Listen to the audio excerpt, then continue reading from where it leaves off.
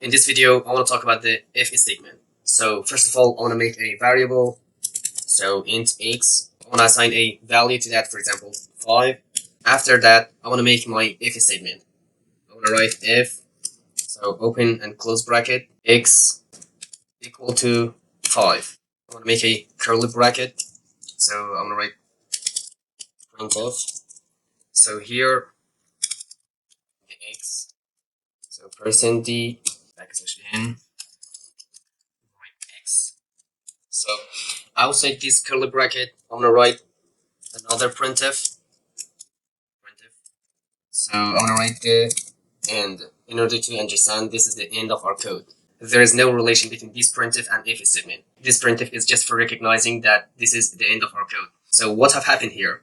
Here we have write if x is equal to 5, so print the x. Or we can make a change here. The x is equal to 5. So this is statement inside this bracket is true. The if statement will print this printf. So if this is false, it won't print this printf. So let's compile it. So I'm gonna write gcc -o 01.c dot / the name of file. So here the x is equal to 5. It also printed the 5 here, so we can eliminate this %d. So also we can like this x. So we will compile it again, and as you can see, the x is equal to 5 and the end. This is the end of our code. So we know that this statement is true. If we change the value of x, for example, we will make it 10. As you know, this statement will be false. Here x is not equal to 5. Here x is 10. And we said if x is equal to 5, print this statement. Print this function which is inside this curly bracket. So we will compile it again and see what will happen. As you can see, it just printed our last function.